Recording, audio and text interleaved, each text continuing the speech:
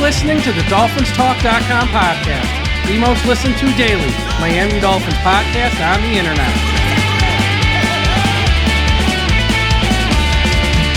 Miami's got the Dolphins, the greatest of all. Come on, Dolphins fans. Time to fins up. We're in the air, we're on the ground, we're always in control. And when you say Miami, you're talking Super Bowl. Cause we're the Miami Dolphins, Miami Dolphins, Miami Dolphins number one. Miami Dolphins, Miami Dolphins, Miami Dolphins number one.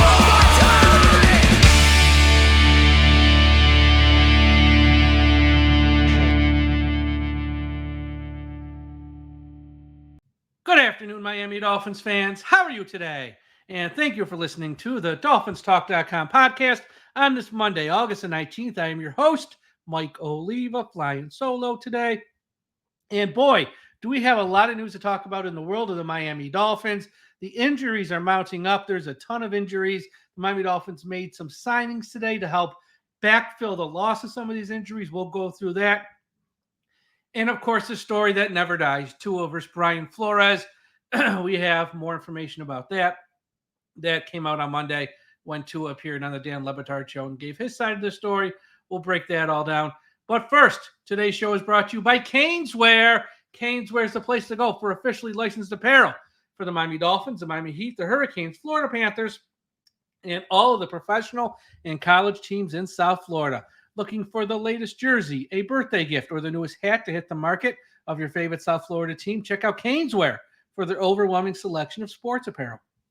Located at 2655 South University Drive in Davie, Florida, Caneswear has it all. If you don't live in South Florida, don't worry. Visit Caneswear.com to shop their inventory from the comfort of your home, and they will ship internationally as well. Caneswear.com is the spot that Miami fans shop. That's Caneswear.com. Caneswear.com. Also, Dolphins Talk Extra. Have you signed up yet? If not, why not? Go to patreon.com/Dolphins Talk, and our Dolphins Talk Extra service, bonus podcast, extra podcast, fantasy games, pick'em contests, survivor pools, where you can win really cool prizes like Miami Dolphins bobblehead dolls, never removed from the box, brand new mint condition, very rare ones as well. Like for our fantasy football league, there's only 74 of the ones made that we are going to offer as a prize. It's very rare, worth a lot of money. So you want to check that out. And also soon interactive shows are going to start where you, the listeners, can come on with Josh, myself, Aaron the Brain, and join us on podcast, Talk Dolphins, chop it up with us. You want to talk non-Dolphins? We'll talk non-Dolphins. We'll talk whatever it is you want to talk about with our happy hour shows where you, the listeners, can join us. We also have a private message board, which is a lot of fun, little less crazy than Twitter and social media where people are always fighting and trolling each other. This is just a civil conversation. So Dolphins Talk Extra, again, patreon.com/Dolphins Talk. Sign up. All right, we got to get to these injuries here because these injuries are really, really mounting for the Miami Dolphins. As they got some news today that's really not great. River Craycraft, who has been penciled in as the number 3 wide receiver for the Dolphins because Odell Beckham is still on PUP. He left the game on Saturday evening after he caught the touchdown, and apparently it's an upper body injury that'll keep him out many weeks. He won't miss the entire season, but he's not going to be back anytime soon. Mike McDaniel said it was an upper body injury. It will be some time for sure. It doesn't appear to be season ending, but it will be some time. So River Craycraft, who was having a great training camp, and as long as Odell Beckham is not there, he was going to be the number 3 wide receiver. Well, you can throw that out the window. And to replace this loss, the Miami Dolphins signed wide receiver Jaylen Jenke. I never heard of this man. I'm not going to lie. I don't think he's played a lot in the NFL. No, that he is an undrafted player out of Houston, or signed with Houston after this draft. So he's a rookie essentially. So we'll see what goes on here. But the Dolphins right now at wide receiver are very thin after Hill and Waddle. We're kind of in the same situation we were last year. Also in wide receiver injury news, Braylon Sanders has an injury, lower body injury. He's week to week. So River Craycraft is going to be out many weeks. Braylon Sanders, who, if there's no River Craycraft, has a chance to make the team, well, he's going to miss a few weeks. And folks, the Dolphins play their first game in 3 weeks. So that's not good news for Braylon Sanders. He'll be back at some point, but if he's going to be out a few weeks here, it's going to be tough for him to make that 53-man roster after this Tampa Bay game is played, the final preseason game, and Miami has to make final cuts. With all of these injuries, the media did ask head coach Mike McDaniel about Odell Beckham Jr. if he's any closer to returning, because now they really, really need him. And Mike McDaniel said that he's unlikely to practice this week. So that's not good news. Mike McDaniel said Odell is progressing weekly.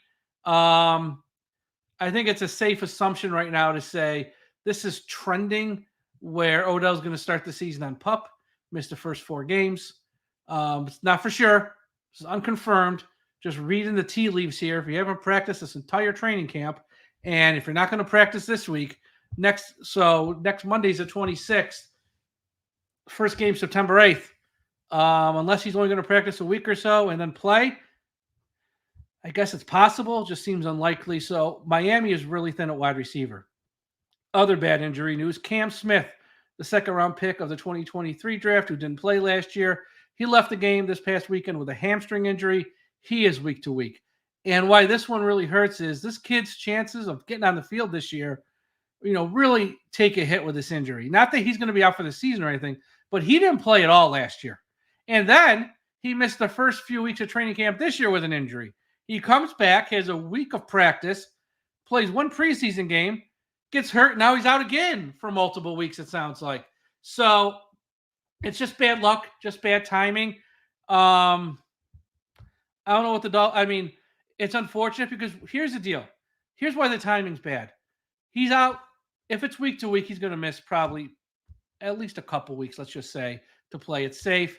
After this Tampa Bay preseason game this weekend, you're into the regular season. You're starting to think about Jacksonville. And when you go through practice every day, the starters are getting to work.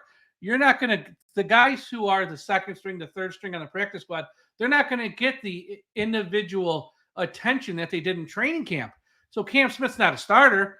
And once we get past this weekend's Tampa Bay game and all the starters get all the attention, by the time Cam Smith gets back, he's missed not only all of last year, pretty much all this training camp where he could have gotten a lot of quality work and gotten in a lot of quality individual work with the coaching staff. And it's just unfortunate.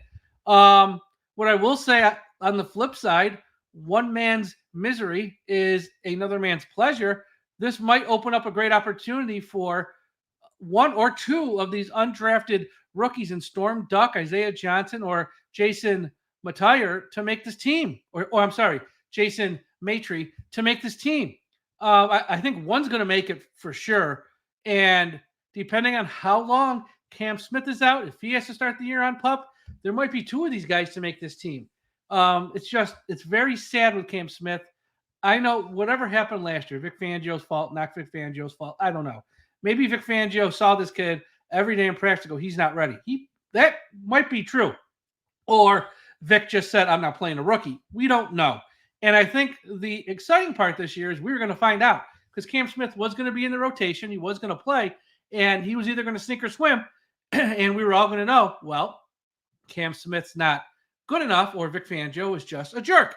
Now, I don't even know if we're going to find that out this year because, again, he just hasn't gotten on the field or practiced much at all. And it's tough to sort of integrate those guys into the season as the season's ongoing, which we're going to be in that mode here real quick. So bad news for Cam Smith. Chris Brooks, the running back, is in concussion protocol. And because of that, well, here's the deal. You got a Tampa Bay game this weekend. You're not going to see Mostert or you're not going to see Achane. Jaylen Wright, he didn't play Friday because he has a minor injury. Jeff Wilson's nose was all taped up like he got hit in the face like Marsha Brady there. Salvin Ahmed just got cut today, and you got Chris Brooks in the concussion protocol. They literally have no running backs that can play this weekend for Tampa, so they signed 2. Anthony McFarland Jr., who spent some time with the Steelers, and Xander Horvath, who I have no idea who he is. Again, practice camp guys. They'll be gone here today. They'll be gone a week from today. But that's why they're signing running backs. I saw a lot of people on social media. They're like, sign offensive linemen, sign this. Why are you signing running backs? They don't have any healthy ones. You got Wright, something's wrong. Wilson, something's wrong. Chris Brooks is in concussion protocol. And the two healthy ones aren't going to play this weekend. So they need a healthy running back just to run a practice this week, because even Mostert and Achane, you're not going to overwork them too much in practice this week, knowing week one's really not that far away. So there's that. Salvon Ahmed, like I said, he was let go. Not a shock. Not a shock. He hasn't been healthy most of this training camp. And Salvon Ahmed's just a guy. Marginal speed, can't really break tackles. He goes down the first time someone touches him.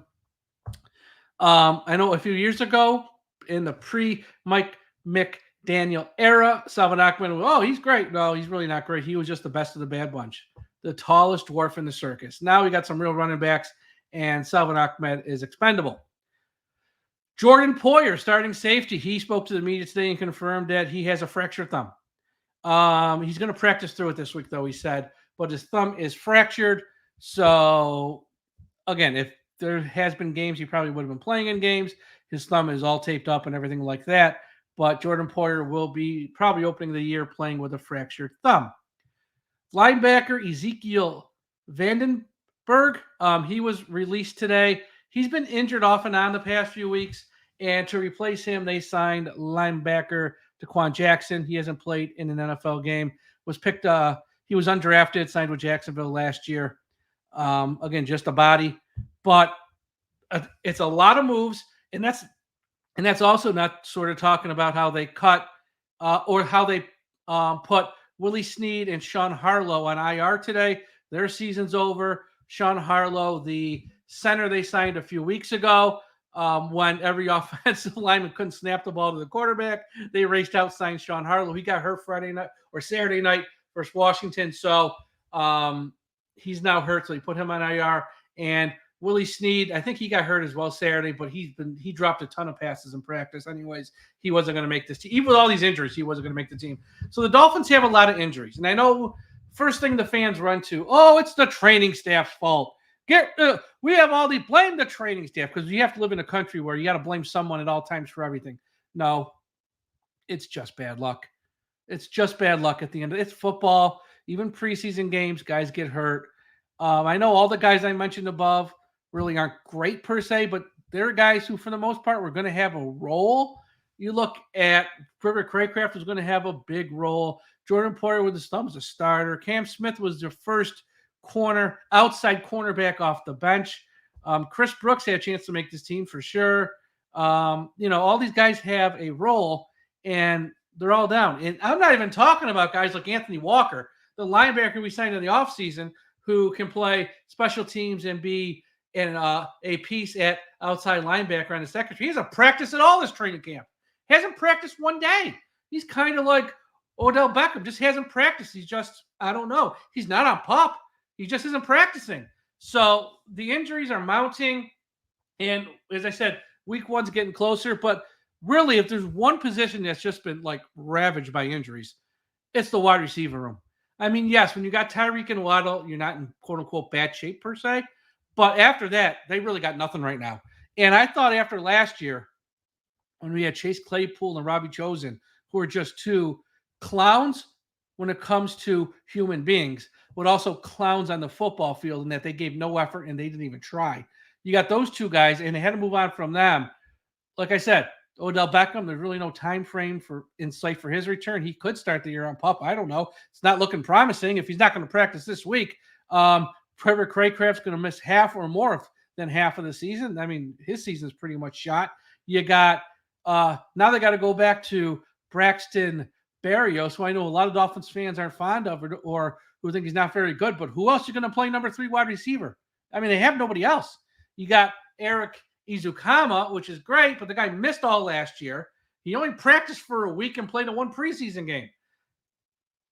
Let's see him do it more than a week, I guess. I mean, the guy's been hurt a lot in recent years. He missed the whole first part of training camp this year with another injury that's not even tied to the injury he had last year. So how much can you count on him? Washington is a rookie. Looks good, but he's a rookie. At times it looks a little bit overwhelmed. You can't throw too much on his plate. And now you got Braylon Sanders week to week with an injury. Snead just got cut. The wide receiver room has been ravaged. God forbid something happens to Waddle or Hill. They are so screwed, it's not even funny. I mean, God forbid if something happens to one of those two. That's their only saving grace, is that Hill and Waddle are so good that they can make up for a lack of depth. But if one of them does get injured, there is nothing behind them in the wide receiver room right now. They have just been ravaged with injuries there.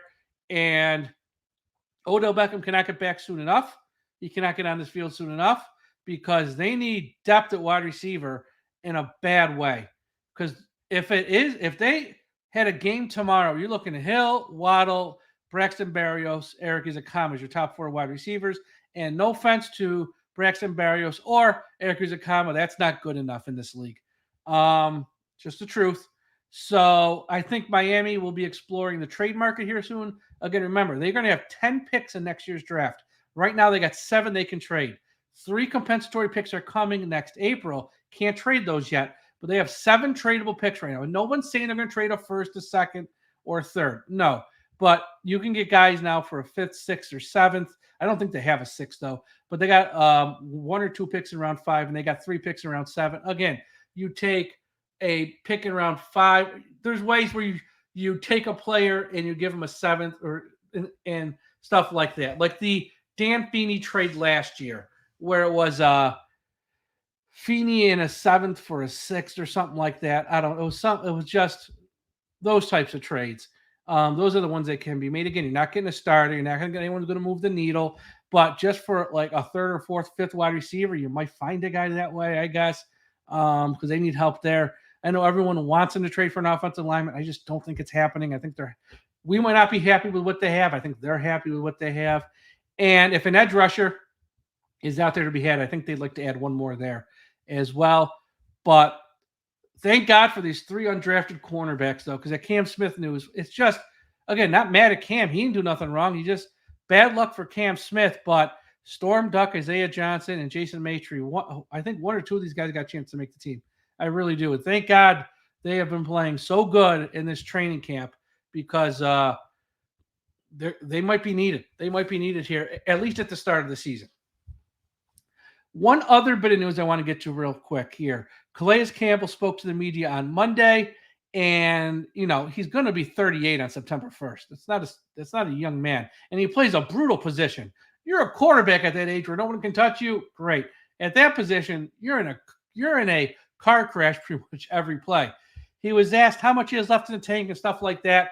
He said he is good for roughly 35 to 40 snaps per game at his age. He feels that's the sweet spot for him, and he's going to know.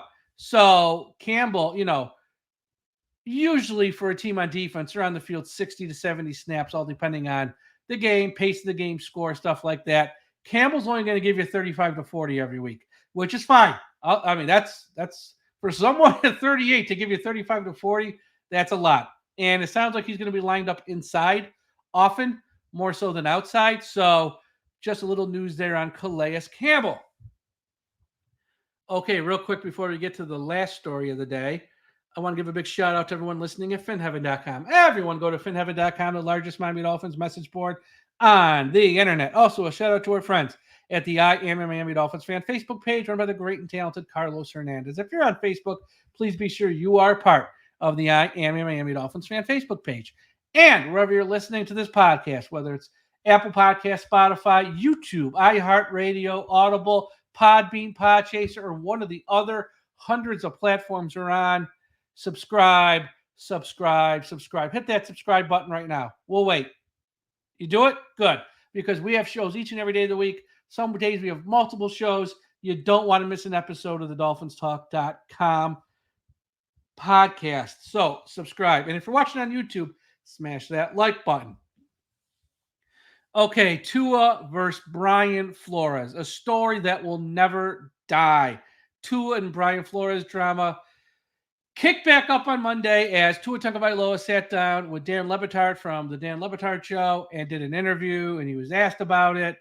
And Tua finally spoke out and gave his side of the story, not through intermediaries. Right? He spoke and gave his side of the story. We got the video up at our website at dolphinstalk.com. If you want to watch the full interview, go to dolphinstalk.com and watch the video of the interview.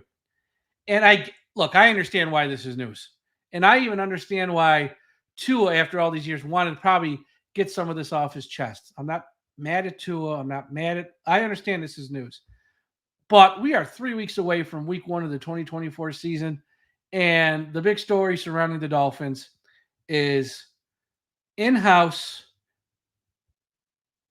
Brian Flores stuff who hasn't been here in many years. It's just dirty laundry from years ago. It's always drama with this team. And this isn't even current drama. It's stuff that everyone already kind of knew. It's old news, but it's been dug up on August 19th of 2024. And this is what's surrounding this Dolphins team. It's just, to me, this isn't even news. Brian Flores was a jerk. If you watch this team, if you follow this team, everyone knew Brian Flores was a jerk. But it's like, this is what we're going to be talking about 3 weeks prior to the 2024 season. It's always something surrounding this team. And again, I'm not mad at Tua. I understand. He was asked a question. He gave an honest answer. It's fine. But this is the news cycle surrounding this team as we enter 2024. And there's a lot to unpack here with what he said, Tua. First off, he just unloaded on Brian Flores. Said he was trying to keep me down. He said nobody wanted me here, just beat me up every day. He goes, even if it wasn't true, then you just start to believe it is true because that's what someone says about you every day. Hold on, let me get the exact quote. He goes, if you woke up every morning and I told you that you suck at what you did, that you don't belong, that you shouldn't be here, that you haven't earned this, I mean, that's what he had to put up with Flores. And then he said, and then someone like McDaniel comes and tells you you're the best fit for this. How would that make you feel? So essentially, Tua is saying Brian Flores beat him down, told him he sucked, he didn't want him. I don't know why you're here. And Mike McDaniel said, you're the best, pal. I'm so happy that you're here. So, stuff we already knew, old news. But this is what I took away from this. Is this? How does Chris Grier still have a job? That's kind of like Brian Flores didn't get along with a lot of people. I get it. I mean, this guy stopped talking to his coaching staff around Thanksgiving of 2021 through the end of the season. Think about that. A head coach was barely talking to his coaching staff from late November 2021 through the end of the season. Okay, pretty much stopped talking to him because the guy was a miserable son of a bitch. And like a lot of former Patriots coaches, when they get head coaching jobs, they come in and they go on a power trip. He thought he was Bill Belichick. I'm the Bill Belichick here in Miami, and I'm going to go on this power trip when and this never works out for any of those coaches. It works for Bill Belichick because he's got a ring for damn near every finger on his hands. That's the only reason it works for Bill Belichick. If he wants to come in and be an asshole, he can because he's got the reputation and he's got the rings to prove it. But if you are Josh McDaniels, Bill O'Brien, Brian Flores, Charlie Weiss, Romeo Crennel, or whoever, it doesn't work out. It's never worked out. Brian Flores came to Miami and took the military approach that he was going to tear down Tua, and it sounds like he tore down some other players as well from what Tua said in the interview. I'm going to tear these guys down and build them back up in my image. There's one problem with that. This ain't the goddamn military. It's a football team. You're not dealing with young adults who signed up to be in the military. You're dealing with jocks and football players. Maybe that stuff worked in the 60s, 70s, and 80s, but in 2020, it didn't. It didn't. And, I know there's a narrative out there that when Flores was in Miami that nobody liked him. Well, that's not entirely true. I would say half the team did actually like him. But no, half the team did hate his guts. And it sounds like Tua was on the side that hated his guts. But again, the story to me is how did Chris Grier survive this? I know in this right now in 2024, Dolphins fans love Chris Grier. Oh my God, he traded for Tyreek. Oh, he drafted Waddle. Oh, he drafted Jaylen Phillips. Oh, he traded for Chubb prior to the injury. Chris Grier created this entire Flores versus Tua situation. He hired Flores, who did not share his vision of tanking and wasn't on board with drafting Tua, which Grier did. What kind of general manager would do that? And yes, Chris Grier hired Brian Flores. Do not try to pin this on Stephen Ross. Mr. Ross did not know who the linebackers coach of any team was, let alone the Patriots, nor did he have a previous relationship with Flores like Chris Grier did. Did Chris Grier do any due diligence, or did he give his friend a job and say, we'll figure it out later, we'll just wing it? I mean, that's what it sounds like what happened, because Flores wasn't on board with tanking that year to get the top pick, and then he wasn't on board with taking Tua, who Chris Grier wanted. I mean, you think those two things right there, you would think is a fireable offense, since this is the mess he created. And I know some people will say, well, Chris Grier was right all along. Look what Tua is now. Well, if that's true, then why was Chris Grier on the boat trying to recruit Tom Brady to Miami, which caused Miami to lose draft picks for tampering? So I can't give Chris Grier credit for that. But, he should have hired a head coach who was on board, should have hired with his vision, should have hired a head coach who wanted the quarterback, the most important pick they were going to make together, the first pick they were going to make together. And Tua, I don't know. It's just, to me, I don't know how this guy survived this. And I know people say it all worked out. It's fine. Look where they are now. Yeah, I get it. But, man, that was a crazy time in Miami Dolphins history that someone's going to write a book about someday, because it's unbelievable. It really is unbelievable. Because the thing is, just imagine if he did hire a head coach who wanted Tua as his quarterback.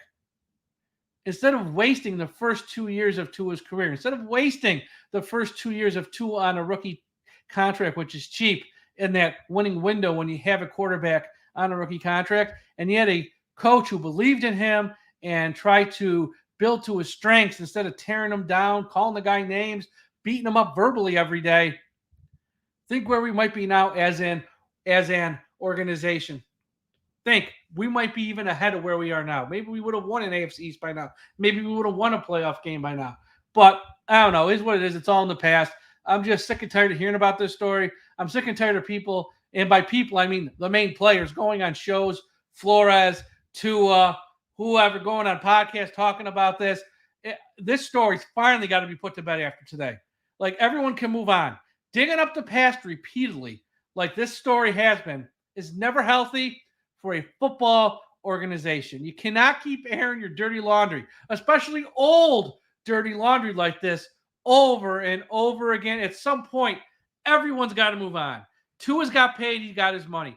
Time to move on. Flores, Grier, everyone's got to move on from this. It's just, it never ends. It's just, this story just never goes away. So, and now, as fans, I'm telling you right now, every football game that the Dolphins play this year, every game, from week 1 till their last game of the season, whether it's CBS, Fox, NBC, ESPN, this is going to be mentioned at some point in the telecast. And if you're thinking, no, you're wrong, because this is, now this has been drug up again, and it's out there in the public sphere to be spoken about. So hopefully this is the last time we ever have to talk about this. But look, Tua's not wrong. Brian Flores treated him like a jerk. Is what it is. But really, August 2024, we're still rehashing this. That's the part that absolutely amazes me. So that's that. This week, Dolphins play Tampa this weekend, final preseason game. They'll have a practice, I think. I'm not sure how many practices with Tampa they're having, if it's 1 or 2. But hopefully no more injuries here, because as we get closer to week 1, we got to get these guys back on the field ready to go. That Jacksonville game, I think it's going to be a fun game. It's not going to be an easy game, though. Jacksonville's got some players on offense. They got some weapons on offense. And if the Dolphins are less than 100% in a few areas, they could take advantage of that. So hopefully we get some more positive news here with some of the injury stuff, with some of the other players, because it sounds like River Craycraft, that's the biggest blow, man. He's been playing so well in training camp. Not having him for most of the year, that really stinks on toast. But yeah, it is what it is. What can you do? That's football, folks. It's not tiddlywinks. People get hurt, unfortunately. So that's all for today's show. Again, be sure to follow us on Twitter, Instagram, Threads, and TikTok at Dolphins Talk. Be sure to visit the website, dolphinstalk.com. We got a bunch of new articles up from our very talented writers. Wherever you're listening to this podcast, Spotify, Apple Podcasts, YouTube, iHeartRadio, Audible, subscribe. Hit that subscribe button. If you leave us a 5-star rating and a positive comment, someone left me a very nice positive comment, but only a 3-star rating. think his name was Mark. Mark, go back in there and change it. Your comment was so nice and so positive, but the rating went to 3 stars. Come on, man. Clean that up. I'm just kidding. But yeah, so we'll be back with shows later this week. I know Marissa and Jason will have a show. Jason and Zach Krantz from 560 WQAM will have a show. Myself and hopefully Ian on Wednesday. I got to see how he's doing. So everyone, thank you for listening. We'll talk to you again after a while. And folks, don't forget, we must put an end to highway profanity.